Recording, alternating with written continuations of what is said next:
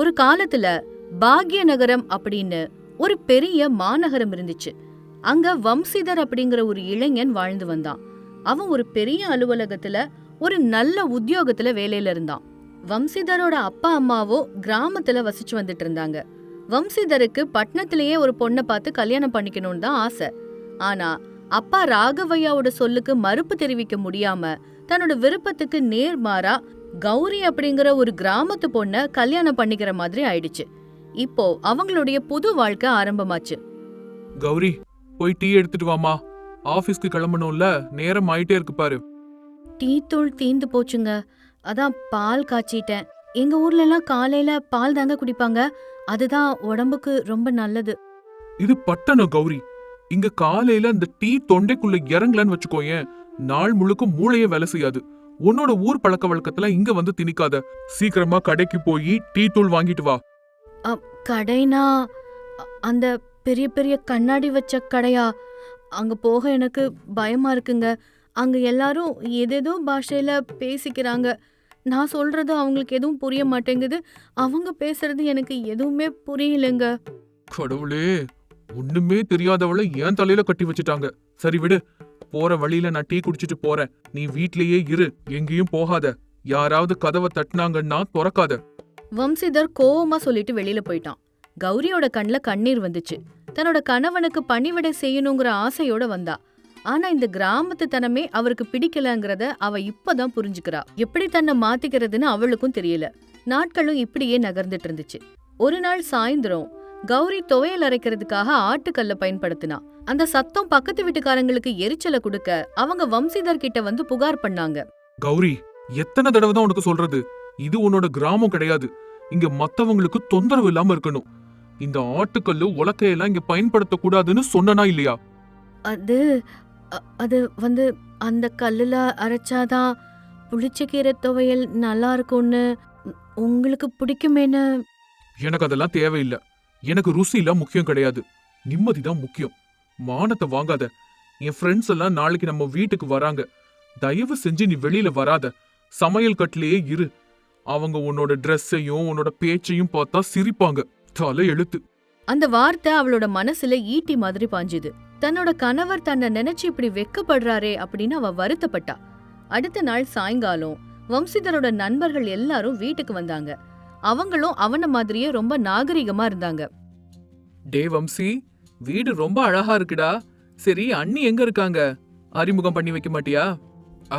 அது வந்து அவ வந்து சமையல் கட்டுல வேலையா இருக்காப்பா, அப்புறமா வருவா. இப்ப என்ன அவசரம்? அட பரவாயில்லடா, கூப்பிடு. புது அண்ணிய நாங்கெல்லாம் பார்க்க வேண்டாமா? கௌரி, கௌரி. வம்சிதர் கொஞ்சம் கூட இஷ்டமே இல்லாம கௌரிய கூப்பிட்டான். கௌரி பட்டு புடவை கட்டிக்கிட்டு நெத்தியில பெரிய பொட்டு வச்சு கால் கையில எல்லாம் மஞ்சள் பூசிக்கிட்டு கை நிறைய வளையல் போட்டு பாரம்பரியமா வந்து நின்னா. எல்லாருக்கும் வணக்கங்க, எல்லாரும் நல்லா இருக்கீங்களா? வெயில்ல வந்திருக்கீங்க, கொஞ்சம் மோர் குடிச்சீங்கன்னா உடம்புக்கு குளிர்ச்சியா இருக்கும். நான் போய் மோர் எடுத்துட்டு வரவா? அந்த நண்பன் அப்படியே முழிச்சுக்கிட்டே நின்னான். பட்டணத்துல இப்படி மோர் குடிக்கிறீங்களான்னு கேக்குறது அவனுக்கு ரொம்ப புதுசாவும் ரொம்ப ரொம்ப விந்தையாவும் இருந்துச்சு. அவன் சிரிச்சுக்கிட்டே, டே வம்சி, என்னடா உன் மனைவி இன்னும் ஆதி காலத்திலே இருக்காங்க போல. இப்பெல்லாம் யாருடா மோர் குடிக்கிறாங்க? நான் சொன்னலடா, அவ கிராமத்துல இருந்து வந்தவ, அவளுக்கு எதுவும் தெரியாது. கௌரி, நீ உள்ள போ. நான் சொன்னதை மட்டும் நீ எடுத்துட்டு வா. உன்னை நான் அப்புறமா கூப்பிடுறேன். கௌரி தலைய குனிஞ்சுக்கிட்டே உள்ள போயிட்டா. அந்த நண்பனோட ஏளனம் அவளுக்கு புரிஞ்சுது. ஆனாலும் விருந்தினரா வந்தவங்கள அவமதிக்க கூடாதுன்னு கௌரி அமைதியா இருந்தா. அன்னைக்கு ராத்திரி வம்சிதர் கௌரி கிட்ட ரொம்ப கடுமையா நடந்துக்கிட்டான். ரொம்ப கோவமா அவளை திட்டுனான். என் நண்பன் முன்னாடி இன்னைக்கு எனக்கு ஒரே அவமானமா போச்சு. உனக்கு நாகரிகங்கிறது வரவே வராதா? இங்க எப்படி பேசணும், எப்படி நடந்துக்கணும்னு உனக்கு இப்பதான் இதெல்லாம் புரிய போகுது. நான் தப்பா எதுவும் பேசலீங்களே, அவங்க கிட்ட மரியாதையா தானே பேசுனேன். எங்க கிராமத்துல யாராவது வெயில்ல வந்தாங்கன்னா மோர் குடிப்பாங்க. ஆனா இங்க நீங்க அப்படி கேக்குறது கூட தப்புன்னு சொல்றீங்க. எனக்கு எதுவும் புரியல. உன்கிட்ட நான் பல தடவை சொல்லிட்டேன், கிராமத்துல இருக்கிற மாதிரி எல்லாம் இங்க இருக்க மாட்டாங்கன்னு. இங்க இருக்கிறவங்க எல்லாம் ரொம்ப ரொம்ப நாகரிகமானவங்க. நீ இப்படி கிராமத்துல பேசுற மாதிரி இங்க பேசிக்கிட்டு இருந்தா நம்மள கேலி பண்ணி சிரிக்க தான் செய்வாங்க. என்னவோங்க, ஒருத்தரை நலம் விசாரிக்கிறதும் வீட்டுக்கு வந்த விருந்தாளிய நல்லா கவனிக்கிறதும் கூட தப்புங்கிறீங்க. இங்க எப்படி வாழ்றதுன்னு சீக்கிரம் கத்துக்கோ. அதை விட்டுட்டு சும்மா சும்மா எதிர்த்து பேசிட்டு இருக்காத. வம்சிதர் அங்கிருந்து போயிட்டான். கௌரி மட்டும் ரொம்ப வேதனையோட அப்படியே அங்கேயே நின்னுட்டு இருந்தா. ஒரு நாள் வம்சிதரோட அலுவலகத்துல ஒரு முக்கியமான விஷயம் நடந்துச்சு. வம்சிதரோட முதலாளி ஜெகநாதம் அப்படிங்கிறவரு ரொம்ப பெரிய பணக்காரர்.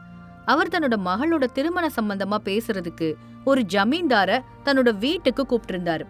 அதே சமயம் வம்சியையும் கூப்பிட்டு இந்த மாதிரி சொன்னாரு. வம்சி, சாயங்காலமா நம்ம வீட்டுக்கு குடும்பத்தோட சாப்பிட வரணும்பா. நான் சொன்னனே அந்த ஜமீன்தார், அவரும் குடும்பத்தோட வராரு.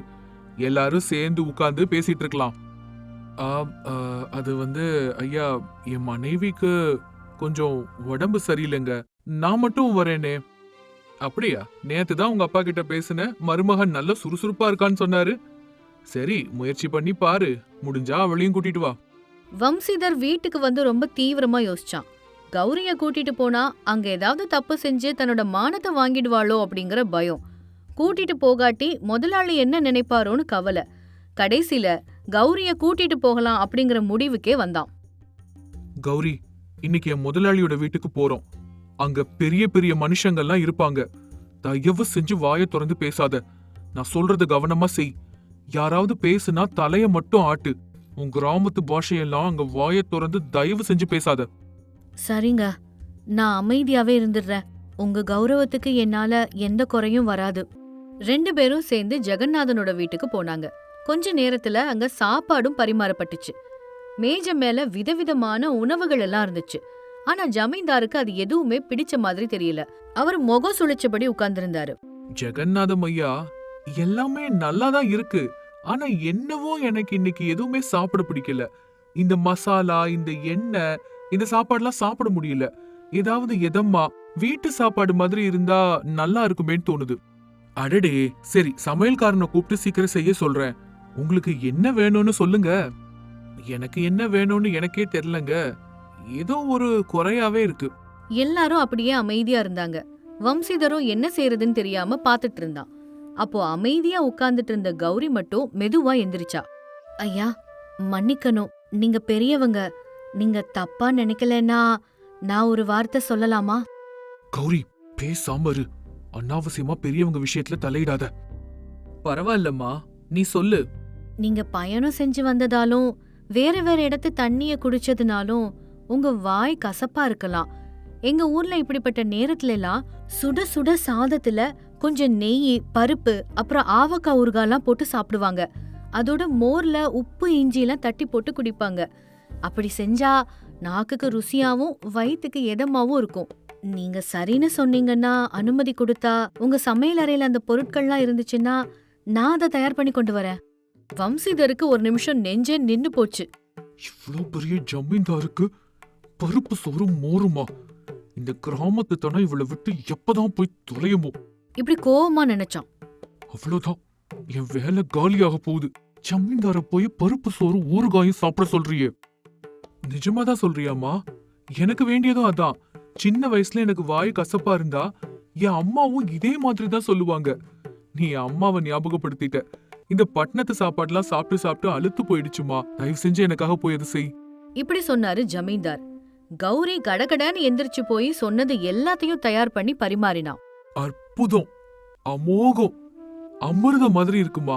அம்மா, இந்த சாப்பாட்டை நான் என்னைக்குமே என் வாழ்க்கையில மறக்கவே மாட்டேன். இந்த பட்டணத்து ஆடம்பரங்கள்ல கிடைக்காத அன்பு ருசியும் நீ கைப்பட சமைச்ச இந்த உணவுல கிடைச்சிருக்கு. உன் கணவன் ரொம்ப ரொம்ப அதிர்ஷ்டசாலிமா. இப்படி ஒரு மனைவி கிடைக்கிறதெல்லாம் யாருக்குமே கிடைக்காத ஒரு வரம். வம்சி, உன் மனைவி ரொம்ப ரொம்ப புத்திசாலிப்பா. சமயோஜித அறிவு, பண்பு ரெண்டுமே அவகிட்ட இருக்கு. இன்னைக்கு எங்க கௌரவத்தை உன் மனைவிதான்ப்பா காப்பாத்திருக்கா. வம்சிதர் ஆச்சரியப்பட்டான். யாரு கிராமத்து பொண்ணுன்னு மட்டமா நினைச்சானோ அவளே இன்னைக்கு எல்லாரும் முன்னாடியும் அவனை தலை நிமிர வச்சுட்டா. நாகரிகங்கிறது விலை உயர்ந்த ஆடைகள்ல இல்ல, மத்தவங்களோட தேவைய உணர்ந்து அவங்கள உபசரிக்கிறதுல தான் இருக்குன்னு அவனுக்கு இப்ப புரிஞ்சிடுச்சு. வீட்டுக்கு திரும்பி வந்ததுக்கு அப்புறம், ஏங்க, நான் ஏதாவது தப்பு பண்ணிட்டேனா? அவங்க முன்னாடி அப்படி பேசிட்டேன்னு கோவமா இருக்கீங்களா? உன் மேல எந்த கோவமும் இல்லம்மா. கோபம் எல்லாம் என் மேலதான் இருக்கு. இவ்ளோ காலம் நான் பட்டணத்து மோகத்துல விழுந்து உன்னோட உண்மையான மதிப்பு என்னங்கறத நான் புரிஞ்சுக்கவே இல்ல. 4 சோத்துக்குள்ள இருந்துகிட்டு கிராமத்து மனுஷங்களோட மகத்துவத்தை புரிஞ்சுக்காம போயிட்டேன். இன்னைக்கு என்னோட கண்களை நீ திறந்துட்டமா. என்னங்க நீங்க இப்படிலாம் சொல்றீங்க? எனக்கு இந்த பட்டணத்து முறைகள் வேணா தெரியாம இருக்கலாம். ஆனா உங்களை சந்தோஷப்படுத்துறத தவிர எனக்கு வேற எதுவுமே பெருசு இல்லைங்க. இந்த முறையெல்லாம் யாரு வேணாலும் கத்துக்கலாம். ஆனா பண்புங்கிறது நமக்குள்ள இருக்கணும். அது உன்கிட்ட இருக்கு. பட்டணம் கிராமம்னு வேறுபாடு மனசுல இருக்க கூடாது. இனி உன்னை நான் ஒரு நாளும் தாழ்வா நினைக்க மாட்டேன். உனக்கு பிடிச்ச மாதிரியே நீ இரு. இந்த ஆட்டுக்கள் சத்தம் கூட இனிமே என்னோட காதுக்கு இசை போலதான். உனக்கு எப்படி இருக்கணும்னு தோணுதோ அந்த மாதிரி நீ நிம்மதியா இருக்கலாம். அடுத்த நாள் ஞாயிற்றுக்கிழமை வம்சிதர் நேர்ல கடைக்கு போய் கௌரிக்கு ரொம்ப பிடிச்ச அந்த புளிச்சக்கீரை கட்டுகளை வாங்கிட்டு வந்து அவகிட்ட கொடுத்தான்.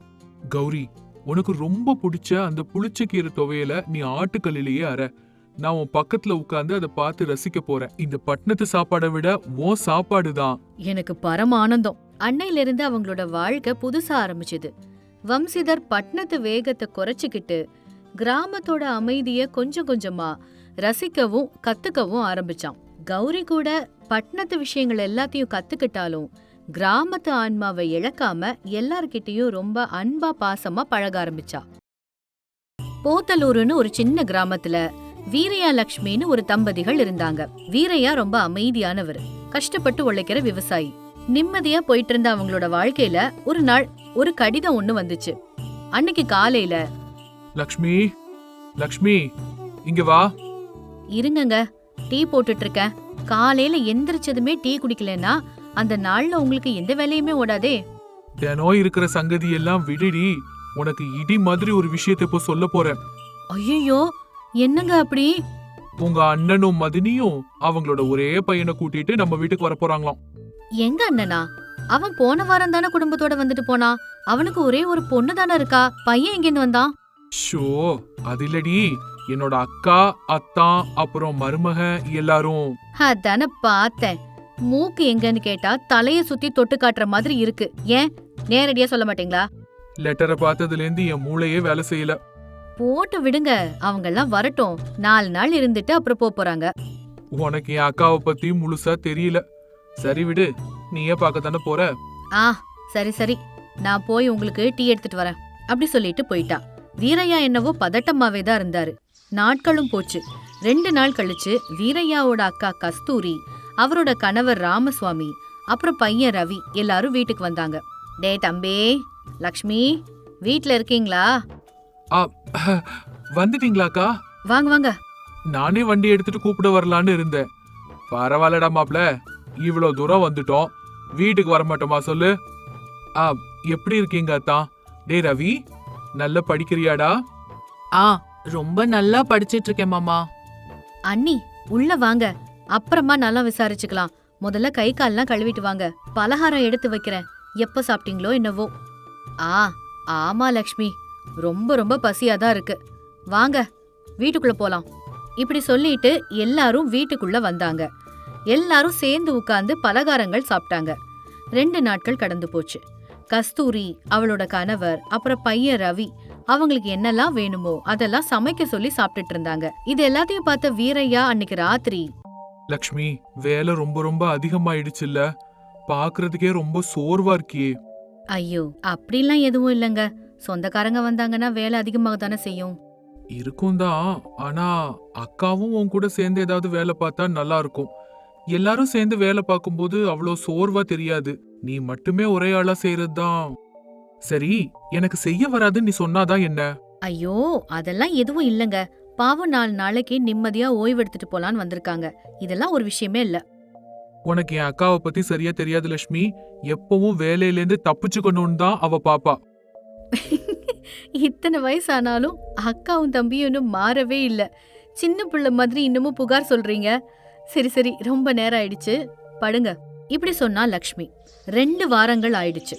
கஸ்தூரி மட்டும் கால் மேல கால் போட்டுக்கிட்டு என்னெல்லாம் வேணுமோ அது எல்லாத்தையும் செய்ய சொல்லி நிம்மதியா சாப்பிட்டுட்டு இருந்தா. என்னம்மா லக்ஷ்மி, நாங்க வந்ததுல உனக்கு வேலை அதிகமாயிடுச்சா? அது மதனி, அது கொஞ்சம் அதிகம்தான். எதுவும் மனசுல நினைச்சுக்காதடி. ஏதோ ஒரு 4 நாள் இருந்துட்டு போலான்னு வந்திருக்கோம். உன் வீட்டுல நான் வேலை பார்த்தேன்னு வச்சுக்கோயே, அது நல்லாவா இருக்கும்? அப்புறம் ஊருக்குள்ள உனக்கு தான் கெட்ட பேர் ஆயிடும். நீங்க எனக்கு உதவி பண்ணுனா எனக்கு எப்படி மதனி கெட்ட பேராகும்? ஆகாதா பின்ன? வீட்டுக்கு வந்த சொந்தக்காரங்கள இந்த லக்ஷ்மி வேலை வாங்குறான்னு ஊருக்குள்ள சொன்னா ஐயோ எனக்கு அது ரொம்ப ரொம்ப அசிங்கமாயிடும். ஓ அதுதானா? சரி மதினி, நீங்க எனக்கு எந்த வேலையும் செஞ்சு தர வேண்டாம். அதேதான், அதனாலதான் நான் எதுவும் செய்யல. சரி அது இருக்கட்டும், உன் அண்ணனுக்கு போலினா ரொம்ப ரொம்ப இஷ்டம்மா, அது கொஞ்சம் செஞ்சு எடுத்துட்டு வரியா? அது மதினி, எனக்கு அதெல்லாம் செய்ய தெரியாதே. இது என்ன பெரிய வித்தையா? நான் சொல்லி தரேன், நீ அதே மாதிரி செய். அவளை சமையல் கட்டு கூட்டிட்டு போய் சொல்லி கொடுத்தா. அதுக்கப்புறம் அவளை செய்ய வச்சா. இது எல்லாத்தையும் வீரையா பாத்துட்டே இருந்தாரு. 3 வாரங்கள் கடந்து போயிடுச்சு. இப்போ லக்ஷ்மிக்கு கூட ரொம்ப ரொம்ப சோர்வாயிடுச்சு, சுத்தமா முடியல. ஏங்க, உங்க அக்காவை பத்தி நீங்க சொன்னது எல்லாமே உண்மைதாங்க. அதான லக்ஷ்மி நானும் சொன்னேன். இப்ப என்ன பண்றது, எப்படி சொல்றதுன்னு எனக்கு எதுவுமே புரியலையே. ஐயோ என்னால சுத்தமா முடியலங்க. 3 நாள்னு சொன்னாங்க, 3 வாரம் ஆயிடுச்சுங்க. சரி சரி, நாளைக்கு நான் எப்படியாவது அத்தான் கிட்ட ஒரு தடவை பேசி பாக்குறேன். சரிங்க. இப்படி சொன்னா லக்ஷ்மி. அடுத்த நாள் காலையில வீரையா ராமசுவாமிய தன்னோட வயலுக்கு கூட்டிக்கிட்டு போனான். என்ன மாப்ள, இவ்ளோ தூரம் எதுக்காக என்ன கூட்டிட்டு வந்த? அது உங்ககிட்ட கொஞ்சம் பேசணும் அத்தான். ஐயோ, இப்ப என்ன இந்த வயலுக்கெல்லாம் தண்ணி பாய்ச்ச சொல்ல போறியா என்கிட்ட? என்னால அதெல்லாம் முடியாதுப்பா, இந்த வேலையில என்ன இழுக்காத. ஐயோ, நான் உங்களுக்கு வேலையெல்லாம் எதுவும் சொல்ல மாட்டேன் தான். அது நீங்க இங்க வந்து ரொம்ப நாள் ஆயிடுச்சே, ஊர்ல உங்க வேலையெல்லாம் அப்படியே கிடக்குமே, அத பத்தி ஒன்னும் இல்லையா? அதுல என்ன பிரச்சனை இருக்க போகுது? அதெல்லாம் ஒண்ணும் கிடையாது. நாங்க இங்க நல்ல சந்தோஷமா இருக்கோம். உங்க அக்காவுக்கு என்ன விருப்பமோ அதான் எனக்கு. அது இல்லாதான். சரிடா மாப்ள, எனக்கு ரொம்ப பசியா இருக்கு, நான் வீட்டுக்கு கிளம்புறேன். இப்படி சொன்னாரு ராமசுவாமி. இங்க வீட்ல லக்ஷ்மி கஸ்தூரியோட பையனை கூப்பிட்டு, டேய் ரவி, கொஞ்சம் இங்க வந்துட்டு போடா. என்னத்த, புதுசா சாப்பிடுறதுக்கு ஏதாவது செஞ்சிருக்கியா? இல்லடா தம்பி, வீட்ல பச்சை மிளகா தீந்து போச்சு, பக்கத்துல இருக்கிற கடையில ஓடி போய் வாங்கிட்டு வாயேன். ஐயோ அத்த, அவ்வளோ தூரம் போணுமா? தூரம் எதுவும் இல்லடா, அப்படி வலது பக்கம் திரும்பினா கோயிலுக்கு பக்கத்துலயே தான் கடை. போ அத்த, மாமா வந்தா அவர் போ சொல்லு. நான்லாம் போக மாட்டேன், என்னால அவ்வளவு தூரம்லாம் நடக்கவே முடியாது. இப்படி சொல்லிட்டு ரவி அங்கேருந்து போயிட்டான். இனி என்ன பண்றதுன்னு தெரியாம அன்னைக்கு ராத்திரி லக்ஷ்மியும் வீரையாவும் நல்ல ஆலோசனை பண்ணி மறுநாள் காலையில எல்லாரும் இருக்கும்போது, அக்கா, அத்தா, உங்ககிட்ட எல்லாம் நான் ஒரு விஷயம் சொல்லணும். என்னடா மாப்ள, நீ இன்னும் வயலுக்கு கிளம்பி போலையா? தினம் இந்நேரத்துக்குலாம் கிளம்பி போயிருப்பியே. இல்லத்தான், உங்ககிட்ட எல்லாம் ஒரு விஷயம் பேசணும்னு. என்னம்மா லக்ஷ்மி, இன்னும் சாப்பாடு எதுவும் தயார் பண்ணலையா? சீக்கிரம் போய் பண்ணுமா, பசிக்குது இல்ல? அக்கா, முதல்ல நான் என்ன சொல்ல வரேங்கிறத கேளு. அடடடடா, என்னடா காலங்காத்தால, இப்ப என்னடா வேணும் உனக்கு? அக்கா, அது அத்தான், அது இப்ப வரைக்கும் என் வீடு உங்க எல்லாருக்கும் ஏதோ ஓய்வு விடுதிங்கிற நினைப்புல நீங்க இருக்கீங்க இல்லையா? ஆமா மாப்ளே, ரொம்ப சரியா சொன்ன. அது சரி, ஓய்வுங்கிறது கூட ஒரு எல்லையோட இருந்தாதான் நல்லா இருக்கும். 3 நாள்னு சொன்னீங்க, இப்ப 3 மாசம் முடிய போகுது. இப்ப நீ என்னடா சொல்ல வர? உன் வீட்டுக்கு வந்தவங்களுக்கு மரியாதை கொடுக்கற லட்சணம் இதுதானா? மரியாதை கொடுக்கறதுல நாங்க எந்த குறையும் வைக்கல மதினி. ஆனா நாங்கெல்லாம் வேலை பார்த்துட்டு இருக்கும்போது நீங்க சும்மா உட்கார்ந்து பார்த்துட்டு இருக்கிறத மனசு ஏத்துக்க மாட்டேங்குது. சொந்தக்காரங்கன்னா கொஞ்சம் கொஞ்சம் ஏதாவது உதவி செய்யணும்ல. இந்த வார்த்தைகள் எல்லாத்தையும் கஸ்தூரியும் ராமசுவாமியும் ரொம்ப ஆச்சரியமா கேட்டாங்க. இப்ப நீ சொன்னதோட அர்த்தம் என்ன? வேலை செஞ்சாதான் உன் வீட்ல வந்து நாங்க தங்கணுமா? வேலை செய்யறோம் செய்யல அது ரெண்டாவது மதினி. ஆனா கொஞ்சமாச்சு பொறுப்பு இருக்கணும்ல. ஒரே வீட்ல இருந்துட்டு ஒருத்தருக்கு ஒருத்தர் உதவி பண்ணிக்கலன்னா எப்படி மதினி? புரிஞ்சிடுச்சு, எல்லாம் ரொம்ப நல்லா புரிஞ்சிடுச்சுமா. ஏதோ தம்பி வீடாச்சே, வந்து இருந்துட்டு போலாமேனு வந்தா என்னென்ன வார்த்தை எல்லாம் பேசுற. அக்கா அக்கா, நான் அதுக்காக சொல்லலக்கா. என்னங்க, பாத்தீங்களா, இவங்க 2 பேரும் சேர்ந்துக்கிட்டு என்ன என்னென்ன பேசுறாங்கன்னு. டேய், இனிமே நான் உன் வீட்டுக்கு வரவே மாட்டேன்டா, வரவே மாட்டேன். ஐயோ அக்கா, நீ தப்பா புரிஞ்சுக்கிட்டு ஏதேதோ பேசிட்டு இருக்க. ஒரே வீட்ல இருக்கும்போது கொஞ்சம் கூடமாட உதவி பண்ணணும்னு தான் நான் கேட்டேன். இந்த வீடும் உன் வீடுதான்க்கா. ஆனா லக்ஷ்மி ஒருத்தியே எல்லா வேலையும் எப்படிக்கா செய்ய முடியும்? நீயே கொஞ்சம் இத பத்தி யோசிச்சு பாரு. அத்த, என்ன தயவு செஞ்சு மன்னிச்சிருங்க அத்த. உங்களுக்கு நான் ஒரு உதவி கூட பண்ணினதே இல்ல. நீங்க பேசுறதெல்லாம் இப்ப கேக்கும்போதுதான் எனக்கு ரொம்ப ரொம்ப வெக்கமா இருக்கு. பாருக்கா, சின்ன பையனுக்கு கூட எவ்வளவு தெளிவா புரிஞ்சிருக்கு. வீரையா இப்படி சொல்லவும் எல்லாரும் அமைதியாயிட்டாங்க. இத கேட்டுட்டு ராமசாமி, கஸ்தூரி, அவங்க சொல்றதும் சரியா தானடி இருக்கு. என்னதான் சொந்த தம்பி வீடா இருந்தாலும் எவ்வளவு நாளைக்கு தான் இப்படி சும்மாவே உட்கார்ந்துகிட்டு சாப்பிட முடியும்? இங்கேதான் இருக்கணும்னு நீ சொன்னேன்னா நம்ம அவங்களுக்கு ஏதாவது கண்டிப்பா உதவி பண்ணணும். ஆமாமா, நம்ம உதவி செய்யணும். நம்ம இவங்களுக்கு பாரமா இருக்கணும்னு அவசியம் இல்லைங்க. கிளம்புங்க, வாங்க நம்ம வீட்டுக்கே நம்ம போலாம். அக்கா, சின்ன சின்ன உதவி செய்யலாமேன்னு கேட்டேன், அவ்வளோதான். எனக்கு புரிஞ்சிடுச்சுடா. நான் இத கோவமாலாம் எதுவும் சொல்லல, பொறுப்பை உணர்ந்து தான் சொன்னேன். சொந்தக்காரங்கன்னா அப்பப்ப வந்து போயிருந்தாதான் நல்லா இருக்கும். இந்த தடவை நீயும் லக்ஷ்மியும் நம்ம வீட்டுக்கு வாங்க. அப்போ உங்களுக்கு எல்லா வேலையும் நான் இழுத்து போட்டு செய்றேன்டா. இப்போ நாங்க எங்க வீட்டுக்கு கிளம்புறோம். மதினி, நான் சொன்னதை நீங்க எதுவும் தப்பா எடுத்துக்காதீங்க. நான் நமக்காக தான். எனக்கு எல்லாம் புரிஞ்சிடுச்சு லக்ஷ்மி. இவ்ளோ நாள் பொறுமையா எங்களுக்கு சமையல் செஞ்சு போட்டியே, அதுவே போதும். அப்படி சொல்லிட்டு அன்னைக்கு சாயங்காலமே கஸ்தூரி குடும்பம் தன்னோட ஜாமான் எல்லாத்தையும் கட்டிக்கிட்டு வீட்டுக்கு கிளம்பிட்டாங்க. சொந்தங்கள் நிரந்தரமானதுதான், ஆனா சோம்பேறித்தனம் அந்த சொந்தங்களை கூட நமக்கு பாரமாக்கிடும்.